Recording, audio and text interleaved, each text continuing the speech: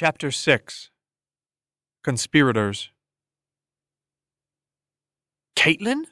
She brought her finger to her lips and reached for a book she had dropped among the others. Haille read the cover. Amulets, talismans, and other devices of occult origins. "What are you reading?" he asked. "Shush!" she hissed. "What was that noise?" Master Gilbert's voice echoed from a few stacks away. In quiet, hurried unison, they swiped up the scattered books. The large, floppy folio Haille had been carrying flipped open. The illumination of the font stared up at them, a rainbow among the dull grays of the flagstone floor and the cracked brown leather covers. Katlyn regarded the illustration in silence, then lifted an eyebrow at Haille before she closed it up and stuffed it under her tattered cloak. So they were co-conspirators now, a silent pact formed between them. They ducked low and stumbled along the stacks, Katlyn directing them with hand signals and nods of her head, their arms filled with forbidden books. She led them down an aisle to the foot of a rolling ladder and motioned for Haille to climb. Master Gilbert and the scribe were nearing, so Haille obeyed, climbing awkwardly with the books and folios under his arm. Katlyn followed, and they crouched on a walkway along a secondary story of stacks which was dusty with neglect. The librarian's balding head passed just beneath them. As his footsteps and the scribe's faded, Katlyn let out a breath, blowing up clouds of dust as she did. "What are you doing here?" she asked. "It's my punishment for picking on you. I'm sure you are not supposed to be in the occult section. I was here with Master Ivan, but he left." She slipped the folio out from under her arm and opened it to the page depicting the Font of Jasmeen in its explosion of color. "Why are you reading about the Font of Jasmeen? Why are you reading about amulets, talismans, and other devices of the occult? None of your business. Then it's none of your business either." They had reached a stalemate, but Haille still wanted to know more. "What are you doing here this early?" "I work here as part of my tuition." "Oh," Haille said, realizing that must be how Katlyn could afford to attend Academy House. She worked as a vassal in her spare time. Such arrangements were made for promising students of little means. "But you are not allowed in the banned books, are you?" "No, but I read them anyway." She pointed to the font.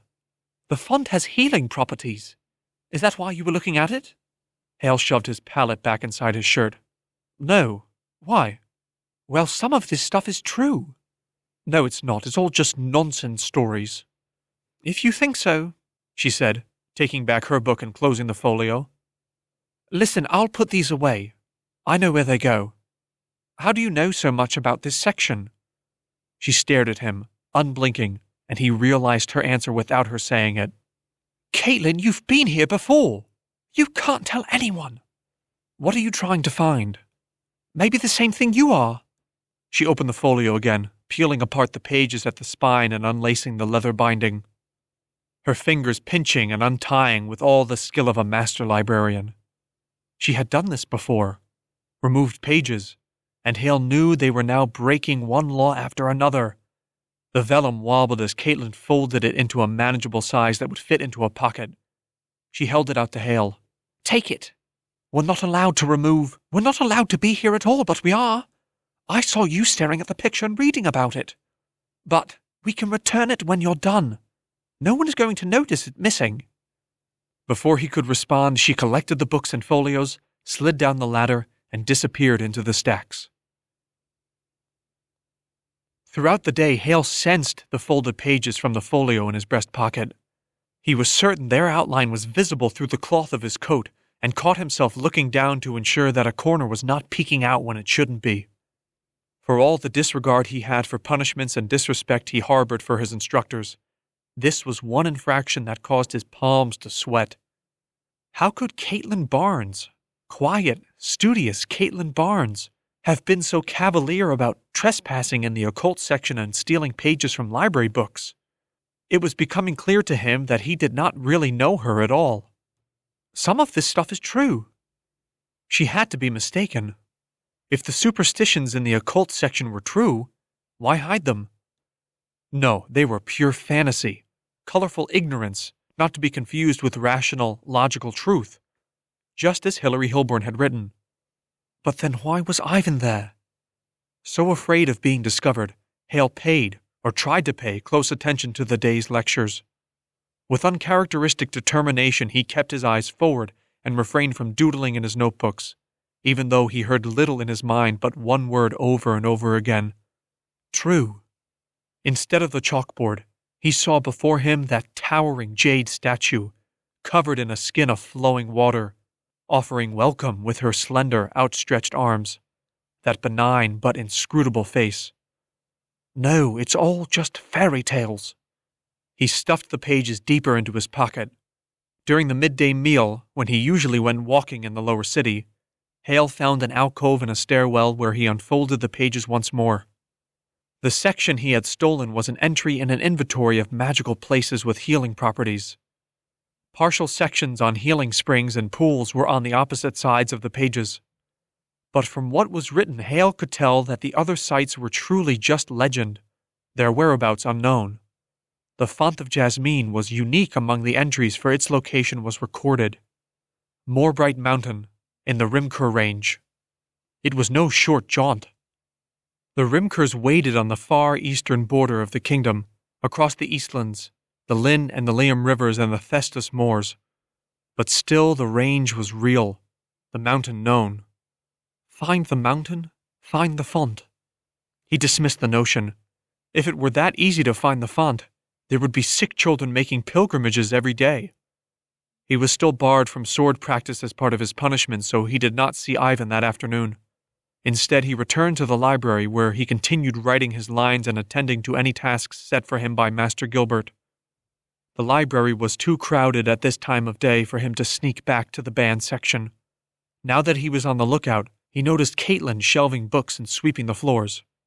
But she made a show of ignoring him, as he had also done to her. The dinner hour came, and Haille made his way back up Founders Avenue to the castle. The streets were bustling with tradesmen heading to their homes down city, and market sellers hawking roasted pork, the last of the day's bread loaves, and fresh red slabs of goat meat. Taverns were open and bathed in the warm light of tall candles just set out for the night. Chambermaids with their noses wrinkled were emptying chamber pots into the gutters. The smells were fair and foul, but Haille barely noticed them as he sidestepped a puddle and walked head down, one hand holding his cloak closed, the other hidden beneath gripping the stolen pages. He made his way by habit with little thought and was so deep in reflection that it was only when a gate guard cried out to warn him of an approaching rider that he snapped to, suddenly aware of his surroundings. But it was too late. A horse was bearing down on him, all legs and bridle and foam-flecked mouth. Haille nearly fell over into the moat, but the rider pulled on the reins and broke left, the horse grunting as he did so. The steady rhythm of the hoofbeats was interrupted for a moment, then resumed as the rider continued through the gate in the curtain wall and into the outer ward. A stable boy ran to meet him and led the horse away after he dismounted. Haille was intrigued not only by the rider's haste, but his dress. His cloak was forest green, his surcoat matching. These were not the royal blues and purples of Antis, but rather the colors of Carith, the kingdom to the south, and their sister city in the wider realm of Anthor. Traders and messengers passed between cities daily, and the slow drawl of the Carithian accent was common in the Antis streets. But this rider was not a trader or messenger. He was armed with a sword, protected by chainmail, and carried a leather shield painted with a turquoise eye. He was one of the Carithian king's own rangers, and rangers meant one thing: war. Chapter 7. A Letter. Rain was just beginning to fall in fat drops, pelting the outer ward, when Haille followed the rider through the inner gate to the castle courtyard. There the rider met with castle guards who sent a squire off to find the captain of the watch. The Carithian rider did not take a seat, nor did he move beneath the shelter of the guardhouse away from the coming rain. Instead, he stared at his boots, which were covered in a shell of dried mud. He hooked his thumbs behind his belt and tapped his fingers on his wide silver buckle. He was a man in his 4th decade, still possessing the vigor of youth, but with a face lined by experience. His short, cropped hair was flecked with hints of gray, his skin worn dark by sun and wind. His brow was furrowed and his mouth bent in a frown as he waited. The captain of the watch appeared. As if he recognized some sign of rank or authority on the ranger that his subordinates had not, he made a deep bow and cast his eyes downward as he spoke some sort of apology, his hand to his chest. There was no wait after that. The captain walked with the visitor into the keep, and not long after, Haille saw squires and ladies-in-waiting moving at a clipped pace to find their masters and mistresses. Ill tidings, Haille thought. Haille's father, Yona, and other members of the Council of Elders met with the ranger late into the night, the meeting chamber sealed and candlelight flickering in the gap under the doors. Haille passed by a few times, but the look and rank of the guards on the outside told him nothing would persuade them to relocate down the hall so he could eavesdrop. Haille felt forgotten. Even the jays did not show at his window, kept away by the driving rain and early darkness. With nothing else to do, Haille finished the last of his lines at the desk in his room, ate dinner next to his brazier while studying the stolen folio pages, then prepared for bed. He was just getting under the covers when he heard footsteps in the hall. Eager for news and company, he leapt out at once, padded across the room, and flung open his door just in time to see his father and the ranger step into the study and close the door. Again, guards with grave expressions took up places outside, and Haille knew he would not be able to listen. Instead, he went back to his bed, lifted the covers, and fell into a fitful sleep. When he woke, it felt like it was after midnight. The rain had stopped, but he could still hear the rumble of distant thunder.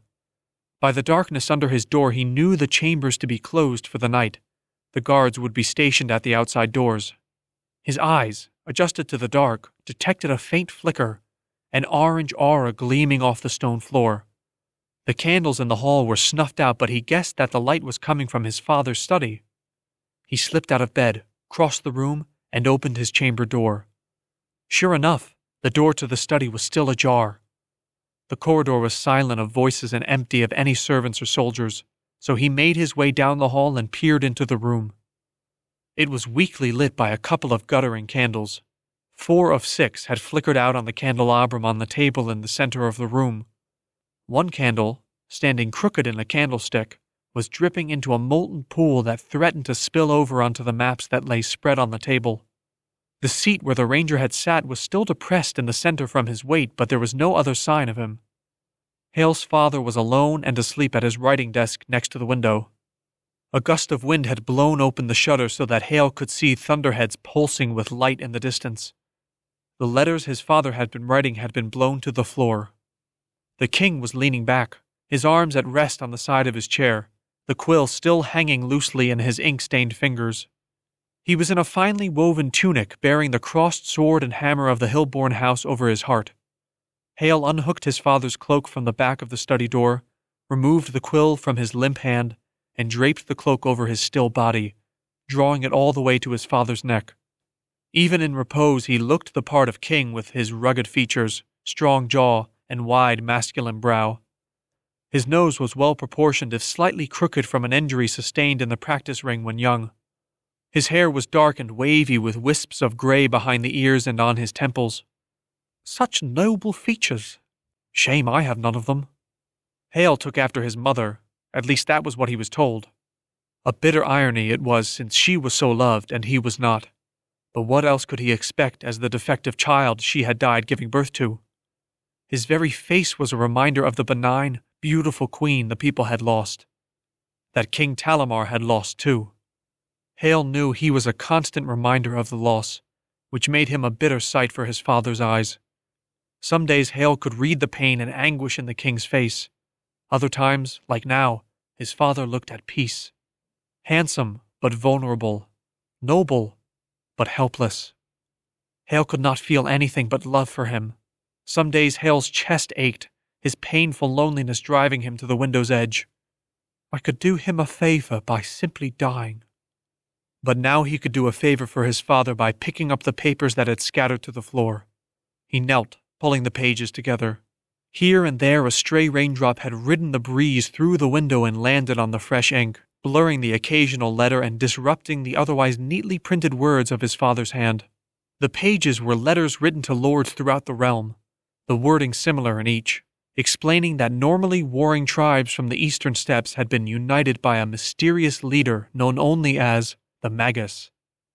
War bands had crossed the great river and overwhelmed villages in eastern Carith. Refugees were flooding west, pursued by war parties burning fields before they could be harvested. King Ian of Carith sought Antis's help, and all able-bodied men were called to supplement the kingdom's forces. King Talamar was riding south to serve aid to Carith. Haille swallowed the lump in his throat. He picked up more letters, each identical in its message, differing only by addressee. Lord Shelby of Terresthorpe, Lord Denison of Malrup, Lady Jude of Linwood, Lord Atworth of Cathill, Lord Wainwright of Red Ridge, Lady Annabeth of Kinth. The entire kingdom was being called to arms. A final page stood out to him, this one because the wording, the message, was different. He began to read. Lord Master Chambridge of Carazons, I write you in the midst of great turmoil with unrest in the south that requires us to marshal our forces. But a greater turmoil disturbs my heart and my mind. My son, as you know, suffers from an affliction that healers have been unable to treat for his entire life. He is shunned for it and developed a sullen and recalcitrant character as a result. And despite the best efforts of teachers and mentors of the highest rank and quality here in Antis, he continues to disappoint me. After much consideration, I have decided to ask if you would find space for him in your home. My hope is that around other children similarly afflicted and aggrieved he might find acceptance, solidarity, and build the character fitting for a young man of his station. Gracefully, Lord King Talamar. Haille had to stretch open his mouth to relieve the popping sensation he felt in his ears. His head was spinning. He was standing, his feet planted, yet it was as if the floor had collapsed. The ceiling crashed down, and he was tumbling, dizzy among shattered bricks, splinters, timbers, and flakes of mortar. His father took a deep breath in his sleep, yet Haille could not bring himself to look in his father's direction. His eyes fell on the map on the table, drawn to the distant corners of the kingdom and the wider realm. He had never been to Master Chambridge's home for the afflicted, but he had been to similar orphanages in the lower city, homes where unwanted, incurable children with misshapen heads, crossed eyes who could not speak or be toilet-trained were sent to be treated. More like forgotten. Was he such a disappointment to his father and an embarrassment to the nobility? Yes, I am. The answer is in my father's own hand. The rest of the papers dropped from his fingers as he stumbled to the door like a drunken man lost in the streets of the night. The lower city closed in on Haille, the mud and timber construction replacing the stone masonry of the upper city.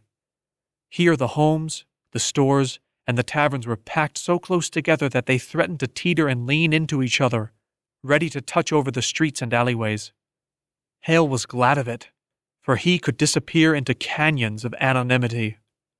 The castle, its turrets, its flying banners, and all those signs of royalty, nobility, and the accompanying expectations of prestige were lost in the night mist and eclipsed by crooked walls of flaking brick.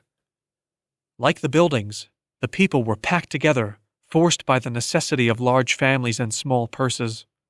The air was rank with the odor of chamber pots, kitchen scraps, and butcher's offal. He leapt gutters overflowing with grey wastewater and approached taverns, asking patrons if they knew where the Barnes family lived. Antis may have been a city, but the lower city was still a village where everyone knew one another. It did not take him long to find Caitlyn's home, a cottage beyond the confines of the lower city, in an outer neighborhood, on a lane without a name shaded by cottonwood trees. There was only one window that faced the street. He was sure it opened to the main room where the children likely slept near the fireplace. He threw pebbles at the shutters until the latch on the other side clicked, and a sleepy-eyed girl, a year or two Caitlyn's junior, peered out. "I am looking for Caitlyn Barnes." The girl leaned away into the darkness. Haille thought she would close the shutters on him, but instead, after some rustling, Caitlyn appeared at the window. "Haille, what are you doing here?" she whispered. She tried to push the other girl and now a younger boy away from the window, but they pressed their faces to the gap, trying to see the stranger. "Jasmeen, Maxwell, go back to sleep." Neither listened, and they remained at the window with wide, candid eyes. Something about siblings, even adopted ones, sharing a room, even a bed together, struck Haille where he still felt weak and vulnerable. He had to fight a tightness in his throat before he spoke up. I need your help. My help? Can you come out and speak to me or not? Haille, she said, her tone matching his. What time is it? How did you find me? The taverns are open late, and everyone knows each other in the lower city. Haille, it's the middle of the night. Katlyn, please, he said, louder than intended. Perhaps because his voice broke, she sensed his desperation. Hold on. She pulled the shutters closed. No light appeared from within, but eventually the front door opened and she stepped out, trousers pulled up over her nightshirt. Haille reached into his pocket and unfolded the vellum pages from the library folio. Is this authentic? Is what it says true? He asked. About the Font of Jasmeen? Yes. Well, I don't know, Haille. You said that some things in that section were real. How do you know? Haille, what is going on? Why are you dressed like that? She said, rubbing the oily, tattered cloak he was wearing between her thumb and forefinger. You look like a peasant. I wanted to fit in. It was no use. The tears he had been holding in burst out, overcoming his embarrassment.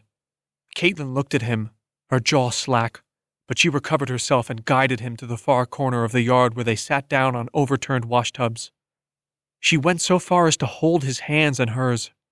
The physical touch only broke down Haille's resolve further. Finally, after a time where neither said anything, he wiped his nose with his sleeve. He said, My father wants to send me away. He is that disappointed in me. Because of your condition? He nodded, pulling at the bite pallet that hung around his neck. I'm too soft, too lacking in whatever he wants of me. I'm just not enough. Haille, I'm sorry. I have to get better. I have to fix myself. Sometimes people outgrow the shaking sickness. But they can't be sure. No, I need a cure. He wiped his nose again and snorted. The font. Does it really grant the wish of children who have had malady since birth? She ran her right hand up her left arm and rubbed it. Haille, I don't know for sure. You said. I know what I said. You believe some of the superstitions are true. She continued to rub her arm. Yes. Then why are they hidden? Think about it, Haille. Haille Hillbourne didn't want people to use magic because it was foolish, but because it could be dangerous. To him, he was trying to secure power. Haille tilted his head back, his hand to his mouth. He let it slide down, pulling at his face. Why didn't I think of that? That doesn't mean every wives' tale is true, mind you. Then why were you in there with all those books? I have my reasons, she said, putting her hands on her lap.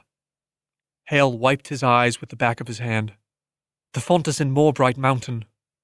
I'm going to find it. Haille, that is on the other side of the kingdom, on the edge of the realm. My father will send me just as far, but in the opposite direction. This is my only chance. Haille, it's dangerous. Have you given this any thought? You're wise not to dress richly, but do you have supplies, food, provisions, a rucksack even? I brought my sword. The whites of her eyes shone in the darkness as Katlyn rolled them. Boys are stupid. I'm not stupid. I brought money, he said, holding up a change purse heavy with gold capinhas. Well, that's a start, she said, standing. Wait here.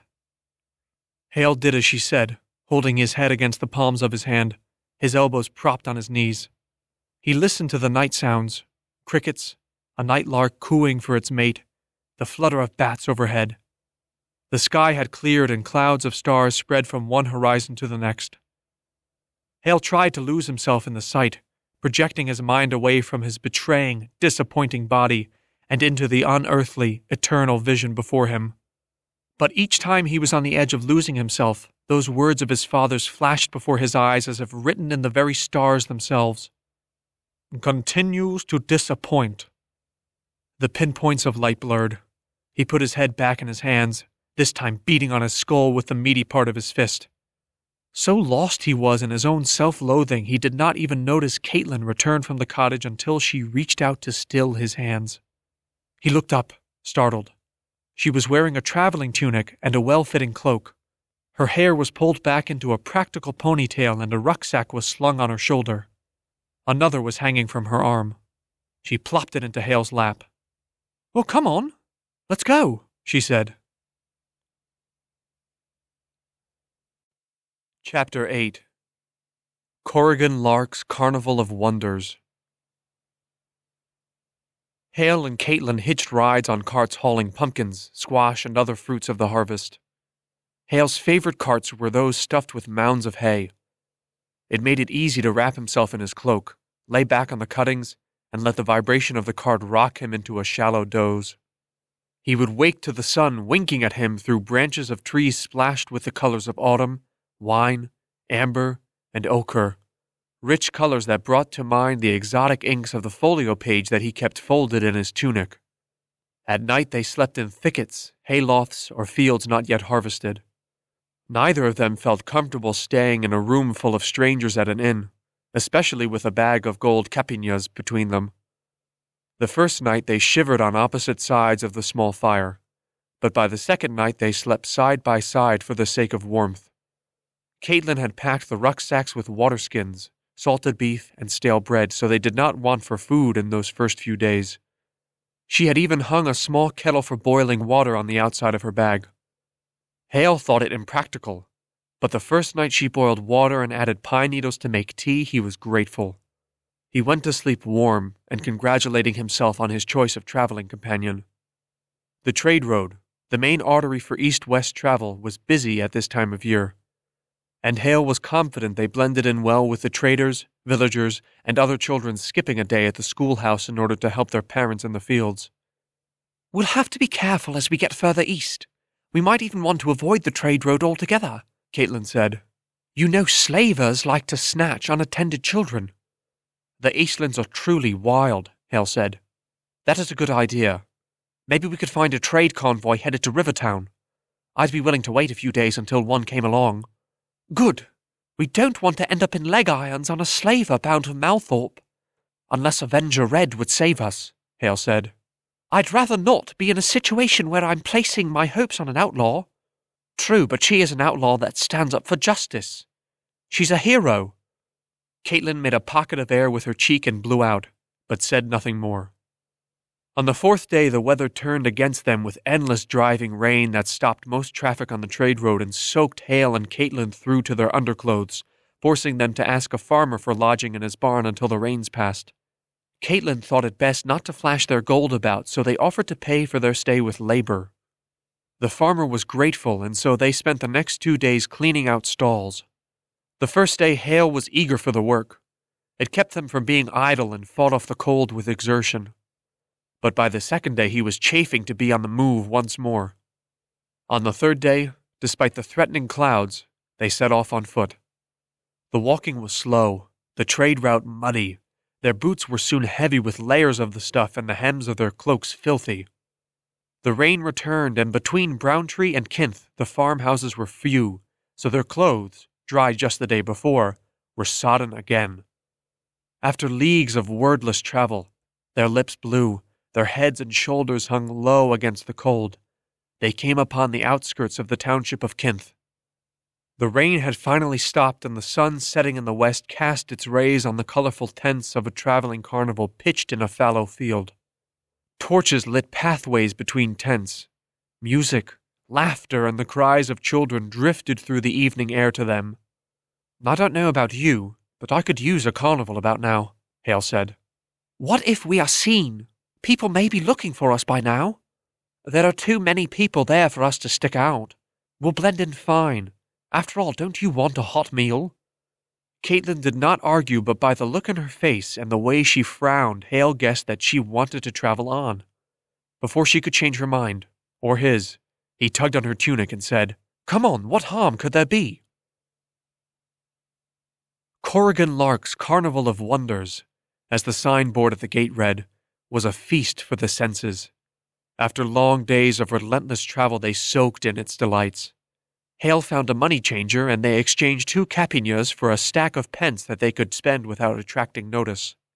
The first thing they sought was hot food, indulging in roasted chicken on a stick, bacon, and strawberry rhubarb pie.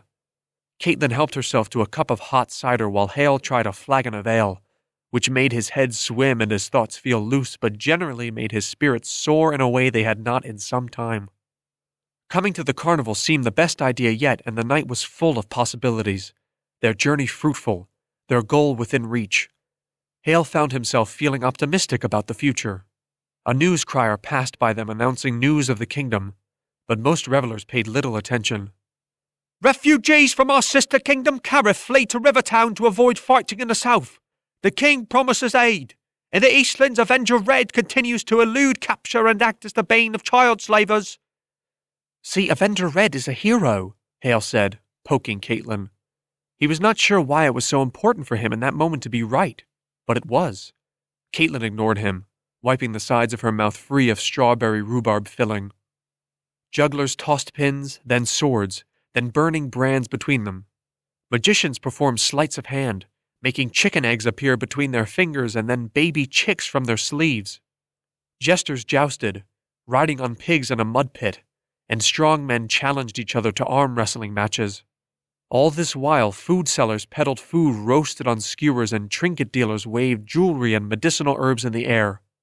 Inquisitors paid close attention to the trinkets and medicines.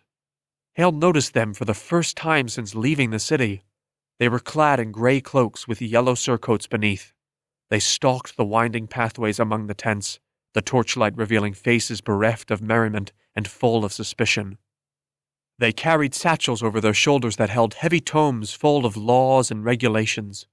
Not that they needed them, for each could quote the edicts of Haille Hillbourne by heart. More often than not, the books were to show the accused the law they had broken, if they could read. The Eastlands and carnivals especially were places known for superstition. Haille would not have been surprised if in a tent set off from the rest, old women were reading fortunes or casting spells. But in the main thoroughfares all was lawful, the herbs for sale sanctioned, the trinkets for vanity's sake, not talismans, and the magicians were illusionists, nothing more. The Inquisitors made sure of that. Haille and Katlyn came to a tent for face painting. Katlyn had hers painted to look like a cat.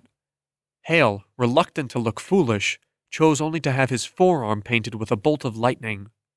Next door was a tent of animal wonders, but the proprietor was passed out in the doorway, a web of beer foam stuck to his beard.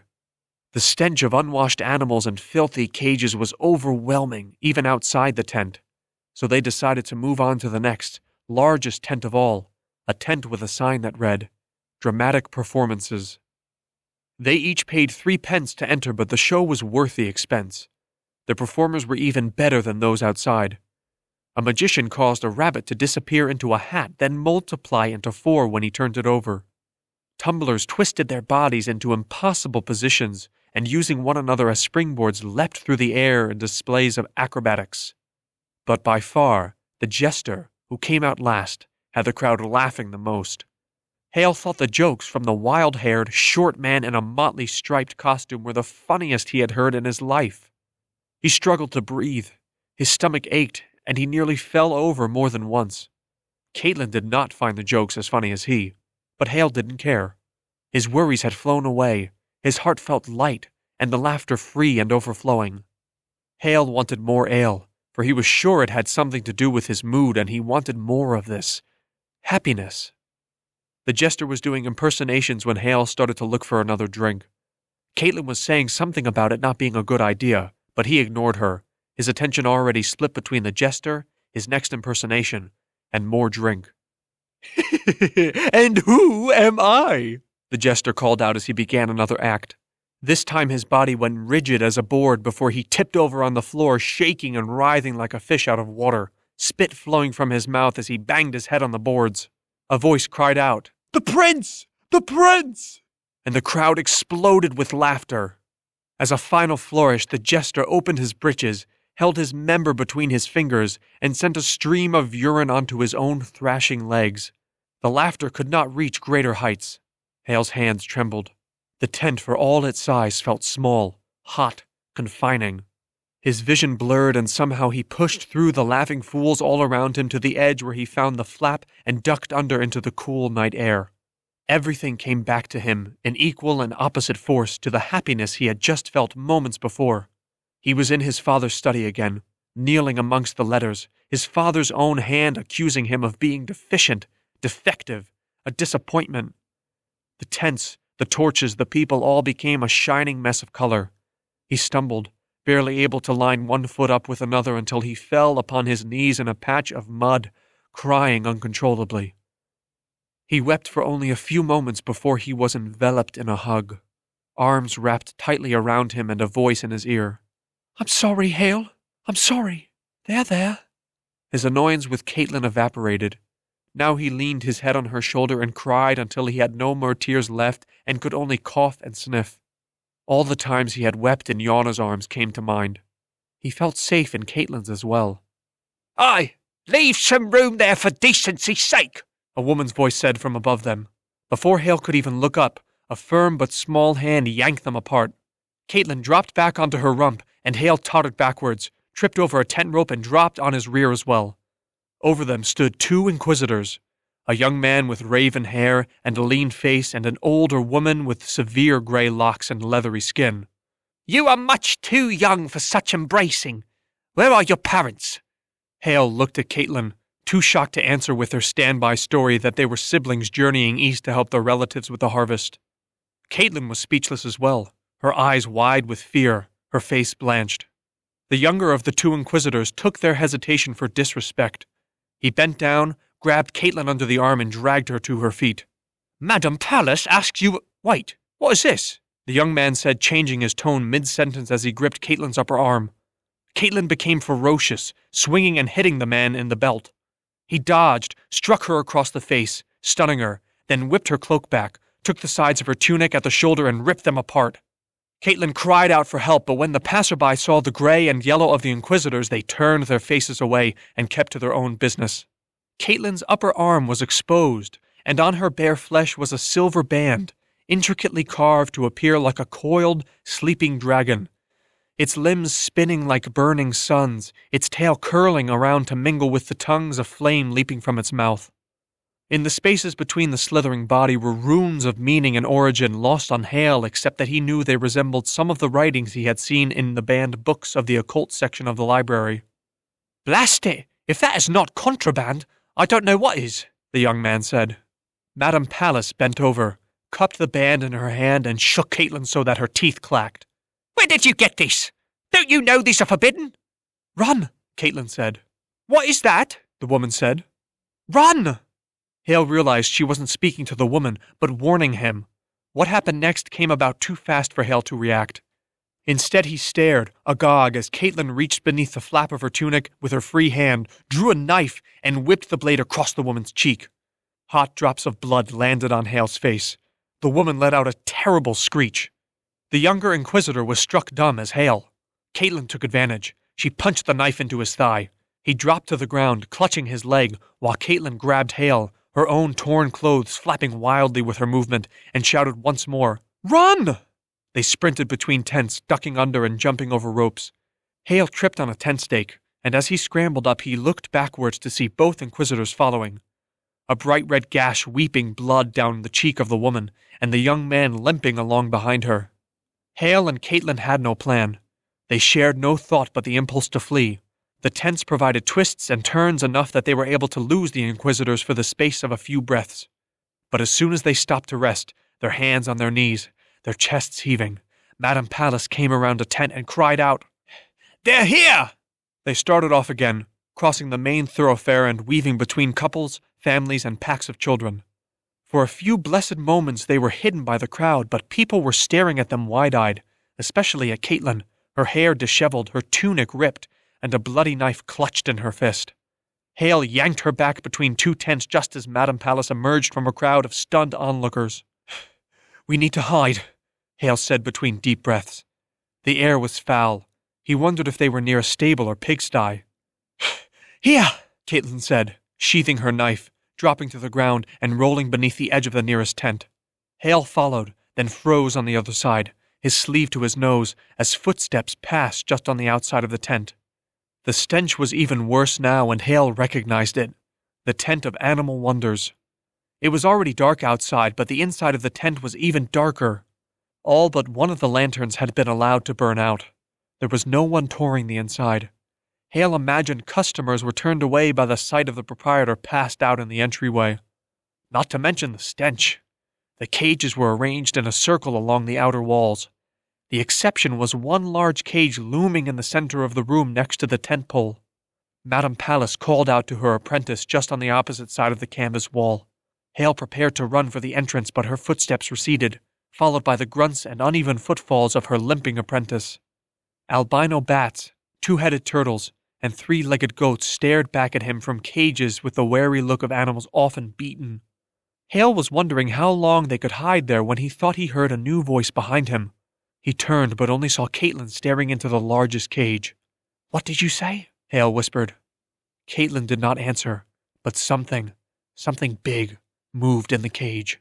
It looked to be the size of a horse, but was a gaunt horse if that. Haille came alongside Katlyn. "This is terrible," she said, not taking her eyes from the creature within. Closer, Haille could see it was no horse, but an elk. Its fur was missing in patches as if from mange, and in places its skin was healing from lashes of a whip. Its knees were red and weeping from ducking down in a cage too short for it. The upper bars were nicked and scratched from antlers that gleamed like metal rather than the bony substance most antlers were made from. "Come on, we have to hide," Haille said. "No," Katlyn said. "We need to free these animals. You just stabbed an inquisitor. Are you crazy? What is that thing on your arm?" She yanked her upper arm out of his grasp and ignored him. Instead, she darted to the entrance of the tent and started to drag something across the ground. "Come on, help me!" Haille came to her side and realized she was pulling at the arm of the passed-out animal master. He grunted and stirred in his stupor. Haille cursed under his breath, went to the man's belt, and found a ring of keys before ducking back into the fetid darkness of the tent. "Here, but," was all he said before Katlyn swiped the keys and set about trying them in all the locks. She tried the center cage first, the elk rising up behind the door, its hooves and its antlers banging against the bars. "Katlyn, are you sure this is a good idea?" Katlyn dashed to the outer cages where she met with immediate success, turning the key and setting free a sleek black fox with red eyes. A barn owl followed, next a cage full of ferrets, then the two-headed turtle. The three-legged goat needed help out of its cage. After lifting it, Katlyn shook the cage of the albino bat so that they fluttered out and circled in the air at the apex of the tent. Haille stood staring at the growing chaos, the fox slipping past his feet. The elk slammed against the bars of its cage, its eyes gleaming at Haille like two radiant moons. The cage still held. "This ought to do it," Katlyn said from beside him, heaving up a hammer for driving tent stakes into the ground. Before Haille could protest, she brought it down on the lock holding the elk in its cage. Sparks flew in the darkness, incandescent as if from a blacksmith's hammer. A woman screamed outside as the bat shot out through the main flap of the tent. Katlyn struck the lock again while the elk rocked the cage and raked its antlers against the bars. More sparks rained down. The beast huffed, grunted, and bellowed. Katlyn took 2 steps backwards, ran at the cage with a cry, throwing her entire body into the swing, her ripped tunic opening and the strange band on her arm catching the little light left, almost as if it were glowing. This time the lock swung sideways and opened like a broken jaw. The door exploded outward, just missing Katlyn's head. She tottered backwards, crashing into Haille. He grabbed hold of her, but they both fell to the floor. Drawn by the commotion, Madame Pallas appeared at the entrance just in time for the elk to leap into her and knock her flat on her back. More screams followed from outside. Haille pulled Katlyn to her feet, and they scrambled for the far side of the tent where they had entered. Haille lifted the flap to roll under the tent again, but a hand grabbed his wrist and a voice called out, "Got you!" The apprentice dragged him out from under the edge of the tent and started calling to Madame Pallas inside. "The other one is in here," she answered back. Haille struggled, but the apprentice was much bigger and, even wounded, he was stronger. Haille thought to kick him in his thigh where he was still bleeding, but he didn't need to. The apprentice's eyes grew wide, and Haille heard the approach of hoofbeats. The elk rounded the corner and made a charge directly at the apprentice. The young man let go of Haille and dove aside. Katlyn rolled under the tent next, and then the elk did something else queer. It lowered its rack of antlers to the nearest line holding up the tent and snapped it with one of the sharp edges. The side of the tent collapsed with a rush of air and a flutter of canvas. The elk did the same thing to the next rope, and the next until the tent was completely deflating, with Madame Pallas struggling beneath. Even the apprentice was too dumbstruck to act. The elk shook its head, dropped its antlers down, and snapped the lines to the next tent. There were screams erupting all around them as bystanders fled and tents crumpled. Chaos was good cover, and Haille and Katlyn quickly scanned for the nearest path out. "That is one smart animal," Katlyn said. "Then he is smart enough to fend for himself. Let's get out of here," Haille said. Chapter 9. Champions. They ran. They ran until their lungs burned and their legs felt like lead. They ran until the carnival was separated from them by forest and field, and still they ran until they were so lost themselves that it felt impossible that anyone could find them without a pack of bloodhounds. They came to rest in a grove of evergreens with thick, low-hanging branches that provided them cover. Haille saw no torches following them and heard no dogs baying. He fell to his knees, gulping air, then threw himself face down in the pine needles. There he remained resting his body while his mind spun off uncontrollably. They had assaulted inquisitors. They were carrying contraband. They had freed animals that were the property of the carnival. Not to mention they had stolen pages from banned books. As dire as their consequences might be for him, Haille knew there was one thing true of all their transgressions. Katlyn has instigated them. He took a few more breaths, his heart still beating in his ears, a painful stitch in his side, then turned to her. It was hard to see her in the darkness, but in the faint light of the moon he could make out that she was seated, her knees to her chest, her hands on her upper arms, one wrapped around the metal band that had been the origin of their drama in the first place. "I guess I need to explain," she said, sensing him looking at her. "I'll say." She slipped her hand off the band and moved it so that it caught the moonlight. Haille had not been mistaken earlier. It did indeed give off a faint milky glow, as if it absorbed the starlight filtering through the pine branches and diffused it through the entirety of its shape. "It's a binding band. The spells in it are binding spells, but I don't know much more than that. Where did you get it?" She sucked at her teeth. "I don't know. I've had it all my life. My aunt and uncle are not really my aunt and uncle. I was left in a basket on the doorstep. It was wrapped around my arm when they found me." "Why do you still wear it?" "That's the thing, I can't take it off." She offered her arm to show him. "Go ahead, you can touch it." He did, running his fingers over the intricate carvings. He could tell it fit snugly and would never be able to slip past her elbow. "It's warm." "It always is. I think it is from the spells inside it." "But what happens when you outgrow it?" "I don't. It always fits no matter how big I get. It's strange, but it seems to grow with me." "So it's really magic." "It appears so. That is why I spend so much time in the occult section. I'm trying to learn about it." "So if it is real, the font must truly exist too." "I don't know, Haille. There is a lot of superstitious nonsense mixed in there too. But that does not mean it's not worth trying. If there is so much nonsense, why did you decide to help me?" She shrugged. "You are the prince.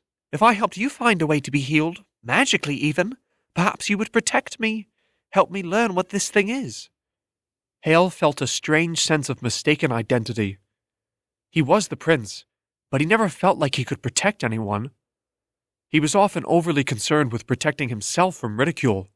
"Katlyn, I can't even protect my practice sword from being broken by my classmates." She said nothing. He realized she had placed a wager on him and he was going to see it through. Haille pitied her for her confidence in him, but knew it was better not to say so. "Well, I guess that is why you attacked the inquisitors." "I could be put away for this. Or worse, they might chop my arm off to remove the band." Slashing and stabbing the inquisitors suddenly made more sense, Haille realized. "But what were you thinking with the animals? Why set them free?" She wove her fingers together on top of her head. "I don't know. Do you think I am foolish?"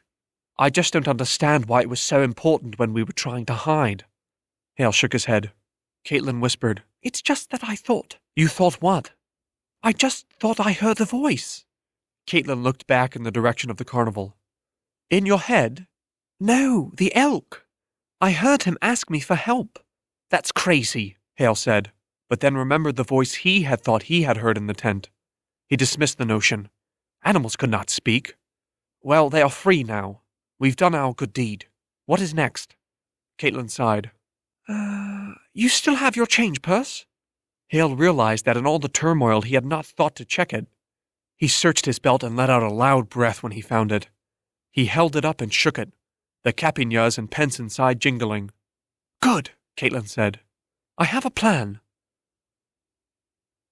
The next day they avoided the main roads, trudging their way through fields, along stream beds, and following game trails. They headed southeast, towards Kinth, the largest town along the trade route between Antis and Rivertown. The farms became packed close together and the forest thinner, so they had no choice but to take the road. Still, they walked separately, always in sight of the other, but far enough apart that anyone they passed would not pair them together. Haille thought over Katlyn's plan. It was audacious and risky, but he was not sure what alternative they had, especially after the disaster of the carnival. She had argued that they had to change their profile, either by splitting up or by adding numbers. Beyond walking a stone's throw apart, splitting up was not much of an option, so they had to add to their numbers. Someone who can vouch for us, an adult, Katlyn had said, but who is also, well, compromised so they will be in debt to us. Hopefully someone we can trust, Haille had added. Who says we have to trust them with the whole truth? It was mid-morning when they came upon Kinth and was the first day of the new moon, just as Katlyn had calculated. Haille for his part had lost track of the days, but the autumn sun was casting long shadows and the night had grown longer than the day. Leaves had collected in the gutters, stopping up the drainage of rainwater so large puddles remained in the streets, crowding the foot traffic to one side or another. This at least allowed Haille to follow Katlyn at a shorter distance and even walk beside her. Where are we going? He asked. The main square. It is where they will be doing the sentencing. Sentencing? Yes, criminals. They are sentenced on the first of the new moon. I said we needed someone compromised. True, but a lawbreaker? Do I need to remind you we assaulted 2 inquisitors? You assaulted them. Accessory to the crime, she said, poking him in the side of the chest. Plus you are carrying that stolen page. It is contraband as much as my bracelet. But a criminal? If we free him, he'll be indebted to us. What makes you think we can free one? She stopped and batted her eyes. A man can't be sent to prison, debtors or otherwise, if he is the sole provider and caregiver for his children. So you plan to pose as a criminal's daughter? Exactly. Drat, Katlyn, this is reckless. Not as reckless as you think. We have money. We can always pay. We need a champion, a protector, or at least an adult. A mercenary. What's to keep him from slicing our necks while we sleep, taking the rest of our money? Do you have a better plan? Katlyn said as they came to the crowded main square. This would be the time to share it. I don't. All right. Watch out for soldiers and inquisitors who might be looking for us. I'll meet you by the well when it's all over. Are we separating again? We will when the time comes. Just watch me closely for now. They wove their way through the gathered crowd. It was a mix of people from all backgrounds and all classes. Peasants and vassals stood cheek to jowl with tradesmen, farmers, merchants, and even nobles, although they stood somewhat apart, surrounded by a buffer of their own retainers and servants who eyed those around them with a mix of suspicion and their own measure of arrogance. There were other types Haille was not used to seeing in the city, except at times in the bell yard. Hunters, trappers, and the occasional wanderer with just a large rucksack and a tall walking stick. There were even some daunting-looking men with the build of soldiers but without uniforms. Haille took them to be mercenaries and gave them a wide berth. One in particular seemed to be eyeing him closely. He was a broad man with his hair shorn short to reveal tattoos coiling about his scalp. Rings glittered up the side of his ear. His face was scarred and his nose misshapen. His eyes were tiny and flinty. He had the look of a ring fighter who was sizing up his opponents. He wore a gold pendant around his neck, a broken ring, which Haille thought an odd addition to a man otherwise dressed for battle in boiled leathers. Haille had the sense that few details escaped this man. Most striking of all were his hands. They were mangled, each missing multiple fingers, and those that he had were stumps without nails. He had compensated by wearing gauntlets with blades neatly attached to the forearms that looked ready to slide forward with the help of locks and springs. More than a few members of the crowd were also studying this mechanism. The man's eyes met Haile's, and Haille instinctively stepped behind a woman holding a baby. The proceedings had already begun. The local sheriff and his men had led a line of accused in leg irons to the edge of a stage where the town tribune sat. He was a rotund man with a ruddy face and curling silver hair. He dabbed at his forehead with a handkerchief and wore a world-weary expression, as if he were already tired of hearing cases, even though they had just begun. His black tribunal robe was old and faded to gray. His neck bulged at the tight collar, and he tugged at it with a hooked finger. He took a sip from a mug placed near his right hand that Haille had a sneaking suspicion was full of something stronger than well water. The town crier stood in as the facilitator of the proceedings. He wore a red doublet and looked of solemn self-importance. "This court is called to order. Present the first case." A bedraggled man with long, unkempt hair and a matted yellow beard was led up onto the platform by the sheriff himself. The accused was a wisp of a man. His withered frame was drowning in dirty clothes, the elbows and knees worn through. He squinted and turned his face from the sunlight, holding his chained hands up to shield his eyes. "Patrick O'Toy," the tribune said with a sigh. The accused mumbled some reply and looked at his feet. "Patrick O'Toy of Kent is charged with the crime of carousing and disturbing the peace with drunkenness and disorderly behavior," the town crier said. The tribune blew a stream of air out between his parted lips. "Mr. O'Toy, how do you plead?" "Guilty, Your Eminence, and might I add my deepest apologies and most sincere—" "Enough, Mr. O'Toy. You said as much the last time. The only way to keep you sober seems to be by locking you up. But I won't have you wasting your life away in a cell when you could be doing useful work. You are sentenced to labor during the days. At night you will be locked up." "Aye, sir. You are the most wise and sagacious." "You want to try him?" Haille whispered down to Katlyn. "No, we don't need the town drunk. Plus everyone seems to know him. People in town would know if he had sired a bastard." "What do bastards have to do with it?" he asked, but was interrupted by the announcement of the second man called for judgment. This one was a traitor who stood accused of reneging on a deal. The aggrieved party, a glassblower from Kinth, testified against him. The tradesman protested in his defense that he didn't know the local prices and customs as he was new to Kinth. Haille nudged Katlyn. "He's not from around here, but he looks shifty." The dispute was settled in a compromise, and the traitor was released with a fine that would be paid out half to the tacksman and the other to the glassblower. Other local farmers and merchants brought their cases forward, the crowd sitting mostly quiet, listening. Haille understood why. It was good entertainment, and the tribune, for all his apathy, was part of the show. His poorly concealed reactions, eye rolls, snorts, and sighs incited restrained laughter from the otherwise respectful crowd. Respectful at least until the cases of vice came to order. These were more serious charges of theft, maiming, and even murder. The men who stood accused had sinister looks to them. Haille felt his stomach turn over as Katlyn stood on tiptoe and began to assess them with eager eyes. "You can't seriously be considering," Haille hissed. "These are just the sort of men we need." The first man, accused of tearing off the ear of another man and gouging the eyes of another in a tavern brawl, was a barrel-chested specimen, missing half his front teeth and had his knuckles covered in scar tissue from numerous fights. His name was Silas Bentry. Haille pictured those hands covering another man's face, his thumbs jammed into the bleeding eye sockets. "Not him," Haille said. "Fine," Katlyn mumbled. Silas was sentenced to 3 years in prison.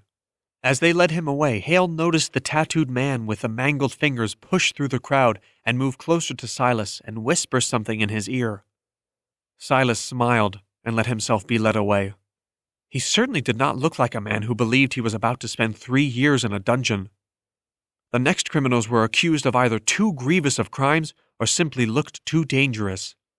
Haille was wondering if their plan would work at all when Katlyn stood on her tiptoes and whispered, "My, he is handsome." The man in question was tall, with wide shoulders, a narrow waist, and a flat stomach.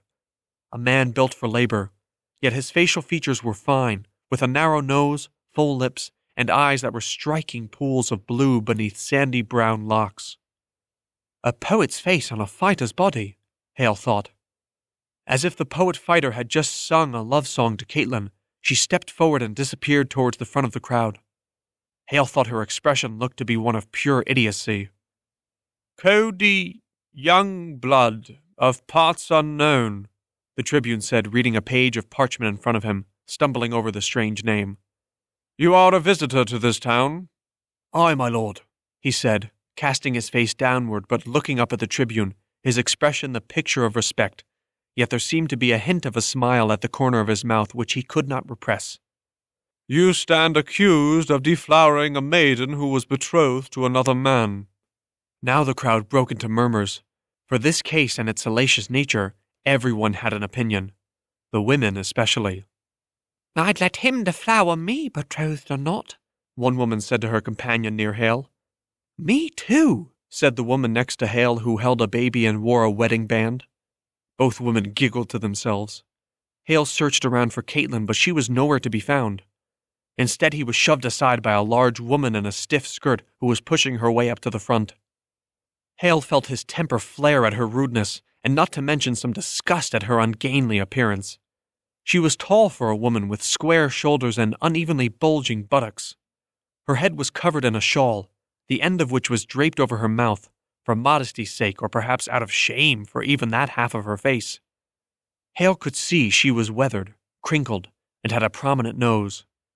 That is one ugly woman. She was forceful, too, parting the crowd with falsetto pleading, and when that did not work, she shoved people aside as she had shoved Haille. Haille took advantage of the path she blazed, following in her wake to the front of the crowd. He could see the drama unfolding clearly now. The young maiden, or maiden no more, stood shamefaced at the base of the platform, her father looking on at the man named Cody with smoldering eyes. The betrayed betrothed stood a few feet away, casting angry glances at all the parties concerned. To his surprise, Haille thought he caught the maiden herself looking up at Cody with the same dreamy expression Katlyn had shown. "How do you plead, Mr. Youngblood?" "I plead ignorance, my lord. I did not know this woman was betrothed." "He is a liar!" the betrayed fiancé cried out. "A foul liar!" Mr. Youngblood turned his palms upward in his iron manacles and looked at the crowd. The townspeople began to call out their own opinions, the town crier calling for silence. Before things settled, one woman's voice cried out above the others. "Let him into my custody, I'll take care of him." The people laughed, and there were a few whistles and catcalls shouted in Cody's direction. Mr. Youngblood could not suppress a gracious smile and wink at his supporters. "Damn you, Cody," the woman beside Haille mumbled in a gruff voice. "Ignorance of the law is not an excuse from it. Either you owe this father the price of his diminished dowry, or you can marry this young lady, taking the dowry upon yourself to pay.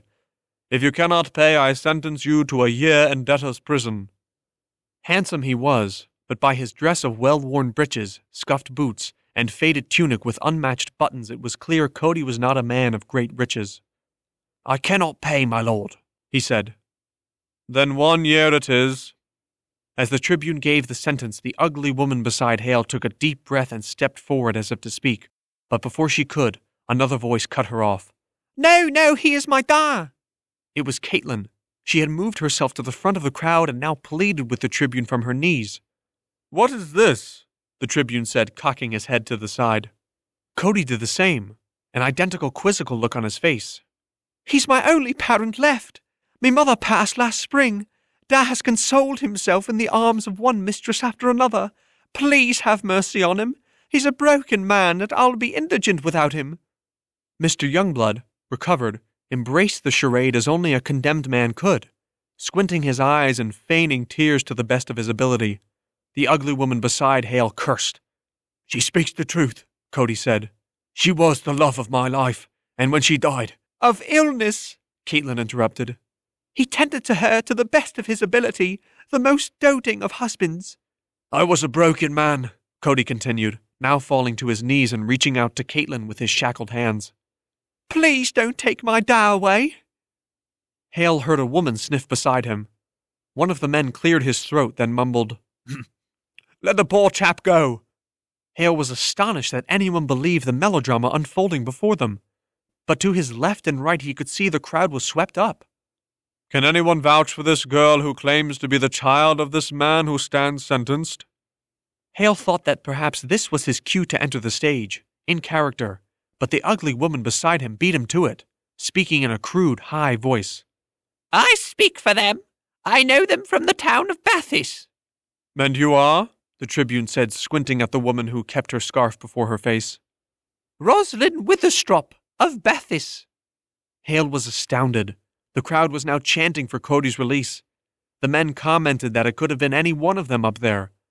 They called Cody's an understandable indiscretion. The women spoke out on the part of the child who would be indigent without her father. "Are there relatives to take care of this child?" the tribune said, wiping his forehead. "No," Cody said. "We were both the only surviving children of our families." "It is true," Rosalind said. "Then, citing the Edict of Mercy for Indigent Children, you, Cody Youngblood, will be pardoned and released. But I urge you to find yourself a wife and refrain from further indiscretions." "I shall." The tribune nodded to the sheriff, who, with seething eyes, unlocked Cody's shackles. He said something under his breath to Cody. Cody's response was measured. He shrugged his shoulders and rubbed his wrists while Katlyn bounded up the steps and wrapped her arms around his waist. He picked her up as a proud father might and perched her on his shoulders. They descended into the crowd together where people cheered and slapped Cody on the back. Women reached out to shake Katlyn's hands and congratulate her for speaking up on behalf of her family. The protests of the fiancé were drowned out, the tribune himself trying to calm the angry father. The sheriff continued to stare, daggers in his eyes. Haille followed the two of them through the square to a side street where Cody put Katlyn down from his shoulders. She took his hand in hers, determined to play things through, and they walked, so joined, to the main road and headed eastward, out of Kinth. Haille hurried after, both their rucksacks bouncing on his back. The day was warming with a clear sky and bright sun, a perfect day to escape a year in a dungeon.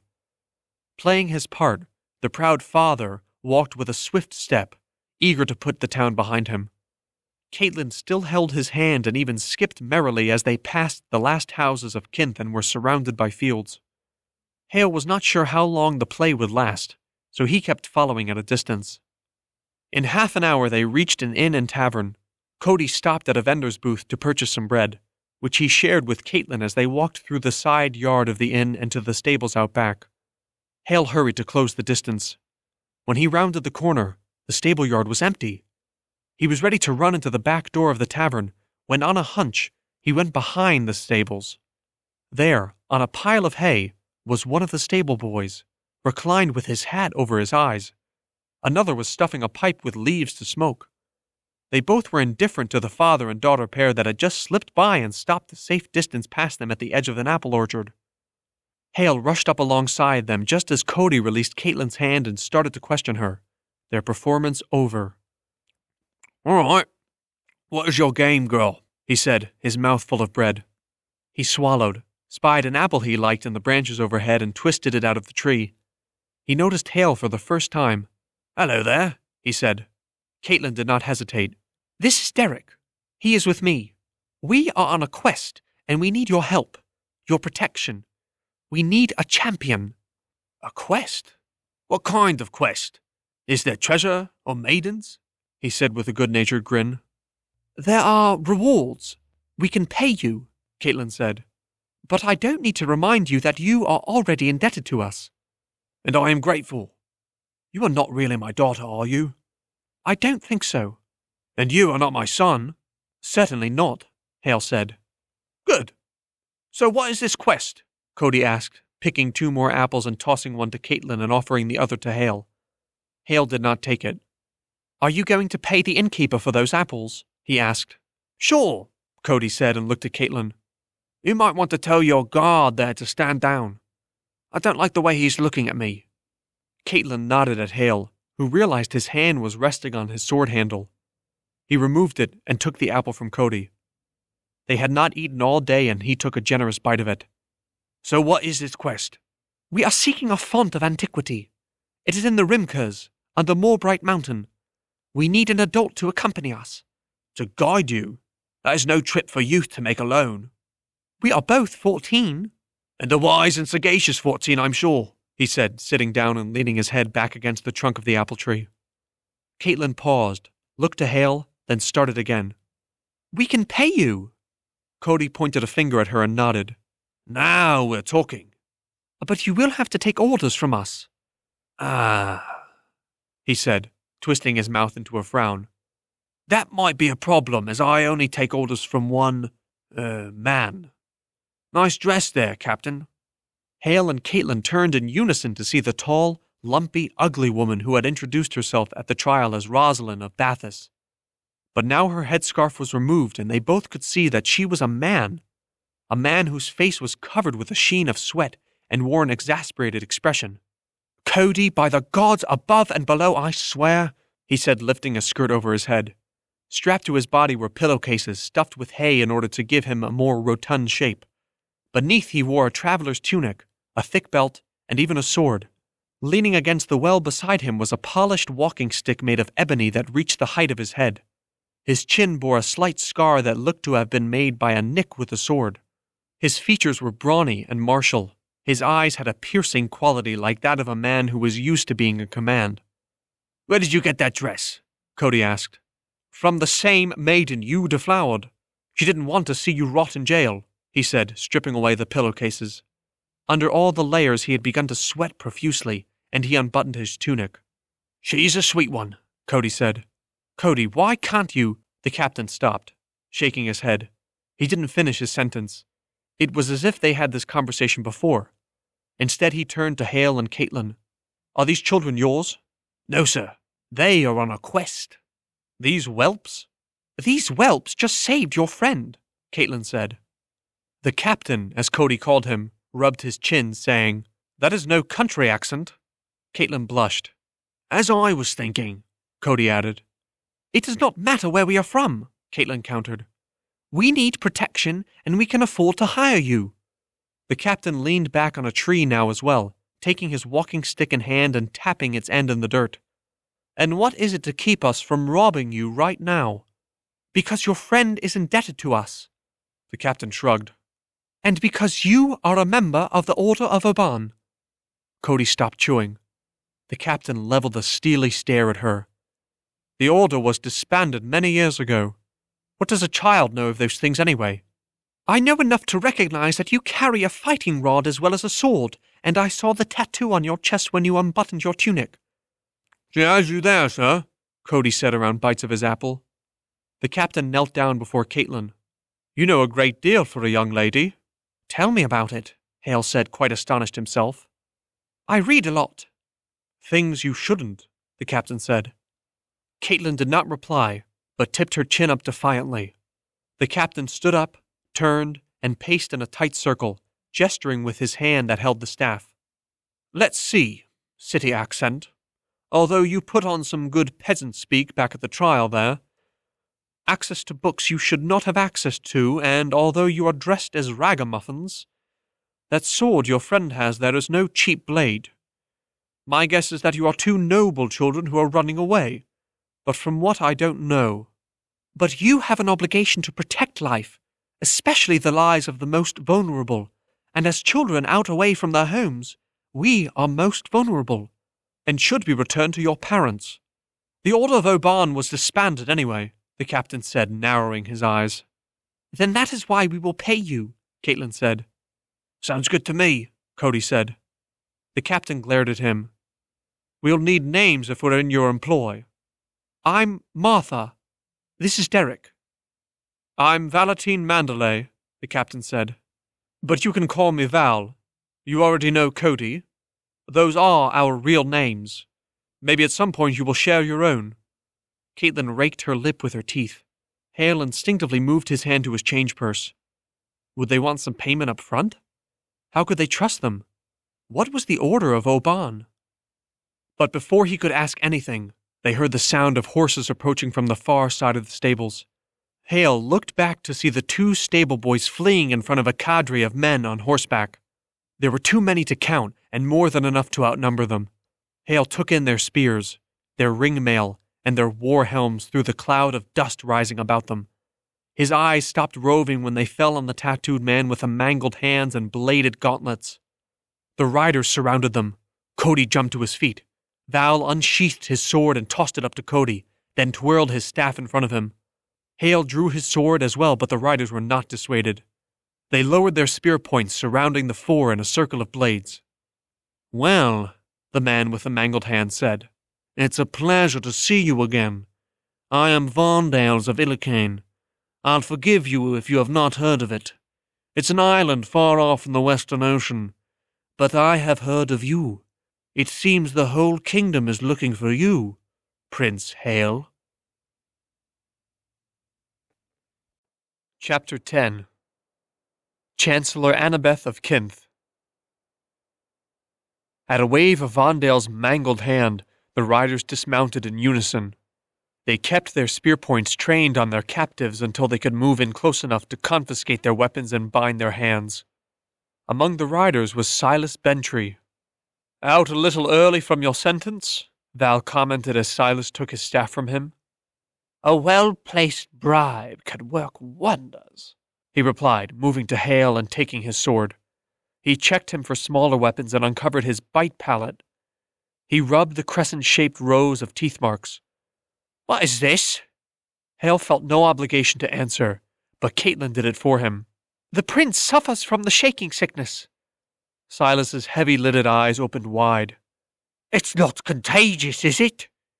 "Don't be a fool, Silas. Bind the children and get them on a horse," Vonaldes said. "For a prince, you treat him meanly," Val said as they tied his hands together. "And for a prisoner, you talk a great deal," Vonaldes said. "For what crime are we imprisoned, and on whose authority?" "Kidnapping. We are granted such powers by the Chancellor of Kinth, Lady Annabeth Chastain." "For all you know, we might have just saved him and been returning him ourselves." "For all I know, you are agents of the invading tribes to the south, and you hope to ransom or even kill him in some blood ceremony to your uncivilized gods." Val shrugged and looked at Cody as both of them were left on their feet but roped to a horse. "Don't have much to say now, do you?" Silas said. "Maybe his silence means he has accepted his guilt," one of the other men said. "Hardly," Val said, his arm hanging loosely, a faint smile on his face. "It just means I can count." He paused a beat while the riders looked at one another, trying to interpret his words. Val sighed. "I can see we are outnumbered. The men with swords make up the truth." Vonaldes sidled his horse up close to Val, shifted in his saddle and kicked the captain in the face. Val dropped backwards to the ground.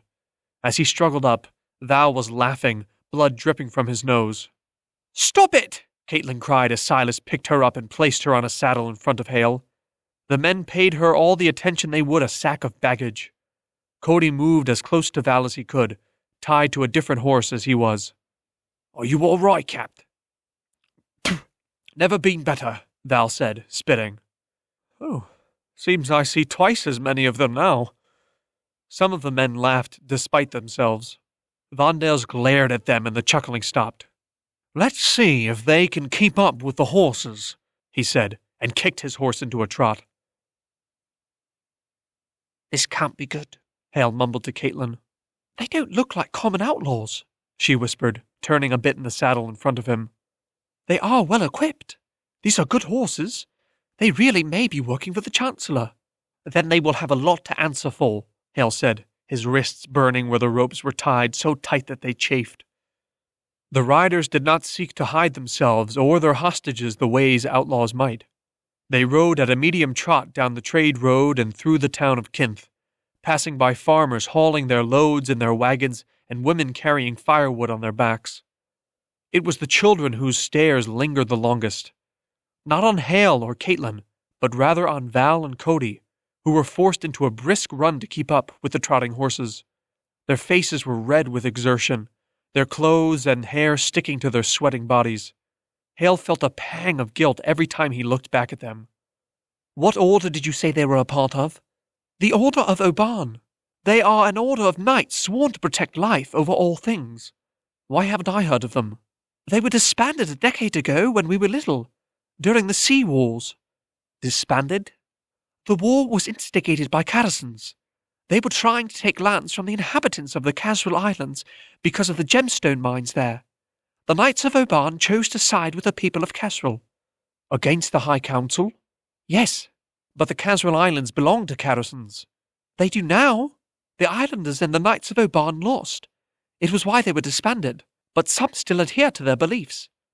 How do you... I read a lot from banned books, remember? Silas moved closer on his piebald horse and they went silent. Haille took note of their direction. They had turned off the main trade road and were taking a wide lane towards a manor house surrounded by fields of carefully spaced grape trellises. Ancient oaks with trunks the thickness of many men lined either side of the lane, their branches making a tunnel of orange leaves overhead, many of which had drifted to the ground, turning their path the color of flames. Haille sat up straighter in the saddle. It may be that they are taking us to see the Chancellor after all. Who else has such an estate? The manor house was surrounded by a curtain wall with evenly spaced drum towers. There was no moat, and the wall was not high enough to repel a siege, but it likely offered the best protection in the province of Kinth and would provide the townspeople a place to shelter in times of danger. A guard in ringmail and iron helm and wearing a surcoat with the seal of a burgundy fox on a black field opened the gate. I've just remembered where I've seen that seal before, Haille said. Where? On Annabel Chastain. Her mother is the Chancellor. Haille noticed Caitlyn's throat flutter. She had been the recipient of Annabel's cruelty as well. He remembered that it was through Annabel's taunting that he had learned that Caitlyn was an orphan in the first place. Haille winced, remembering the words Annabel, or one of her friends, had scribbled on his own parchments in the library. Freak? Queen killer? Let's hope her mother has better manners, Caitlyn said, without much hope in her voice. They came to a halt outside the stables.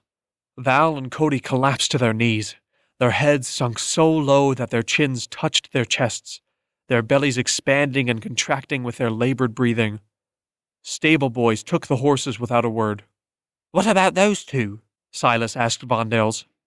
Untie them and lock them in a cell. Water, Cody panted. Silas snatched a bucket a stable boy was bringing for the horses and dumped it on Cody, the other men laughing. The stable boy bent down to retrieve the bucket only to have Silas kick it across the yard. It stopped at one of the other men's feet.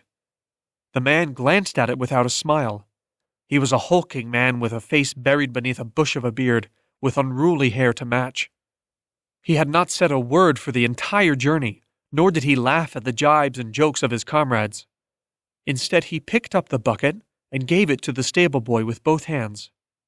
Come on, Garn, you'll ruin our fun, Silas said. Garn did not reply, but gathered a few of the horses by their bridles and handed them over to another stable boy. Stop playing and bring the prince, Vonaldes said. Silas pulled Haille down from his saddle and the man named Garn took Caitlyn. The other men began to wander off, already passing a bottle of spirits among them. Save some for me, Silas shouted as he and Garn followed Vonaldes into the manor house, pulling Haille and Katlyn along in their wake. The interior of the manor rivaled the finest rooms in Anta's castle. The floors were polished wood and shone with warm, reflected light. The walls were festooned with burgundy and black tapestries that bore the crest of the house. Other tapestries mounted lower down on the walls carried the crests of lesser houses that had allied themselves to the Chancellor. There were more crests than Haille could count as they passed through. The room they were made to wait in was an anteroom of some sort. Here the walls were covered with decorative swords made of soft metals, their hilts inset with sparkling jewels.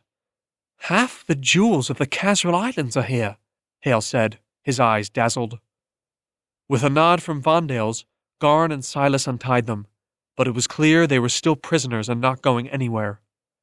After a wait that left Haille's feet aching and Caitlyn shifting from foot to foot, the door on the far side of the room opened soundlessly on well-oiled hinges, and a servant girl dressed in the black and burgundy of the house beckoned to them.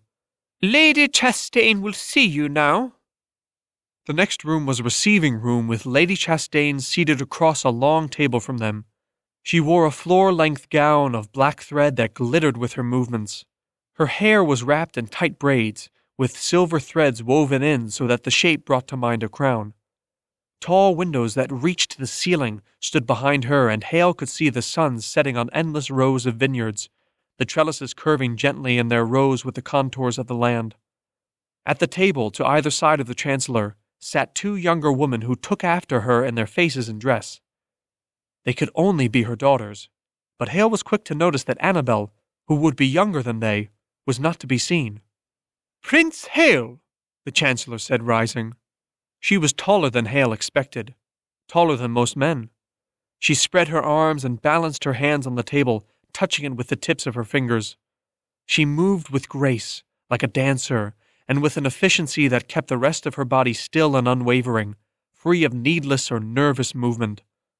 She smiled without showing her teeth, while her eyes narrowed. Haille remembered his own etiquette training and gave a shallow bow. "You are the striking image of your mother," Lady Chastain said. "Your father and the rest of the King's Council will be relieved when we inform them that you are safe in my custody."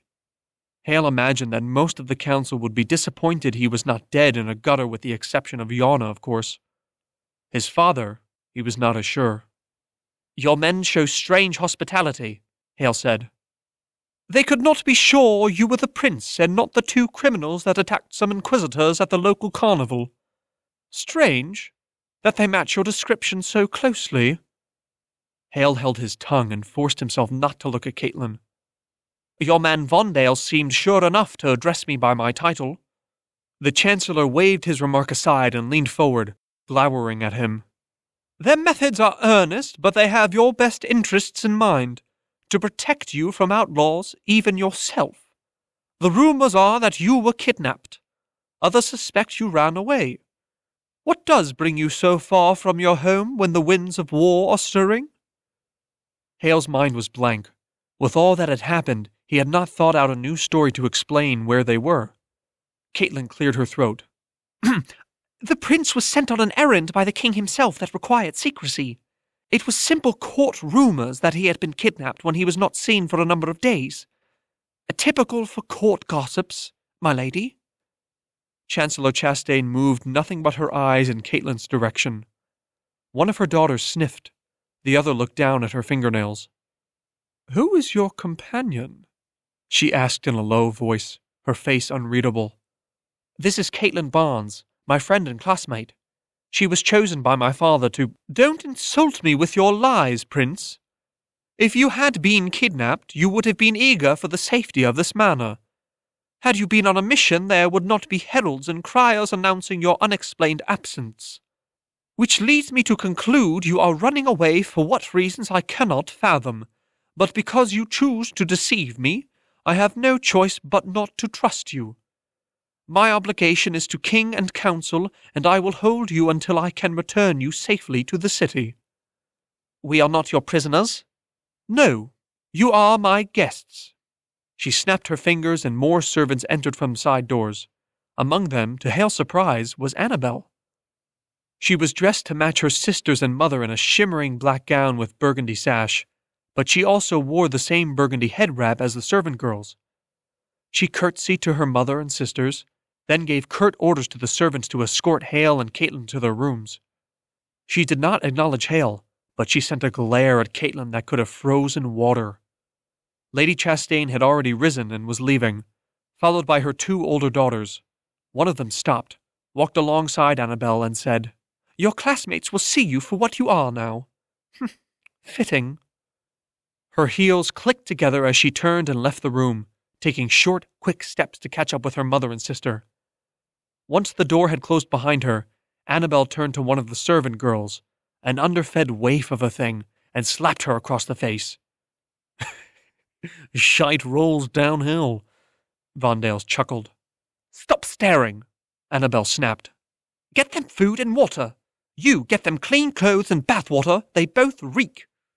Finally she met Haille's gaze. "Follow me." Haille obeyed, following in complete silence, partly out of sheer confusion, partly because Vonaldes and the others still followed and he was intimidated.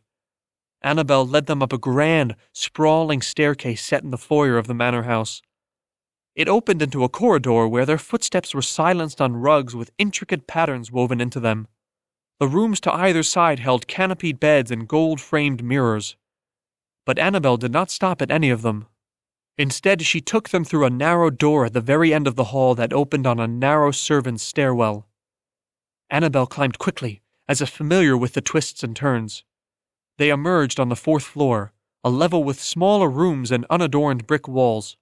The rooms themselves were plain, with corn-shuck mattresses, 3-legged stools, and pewter wash basins.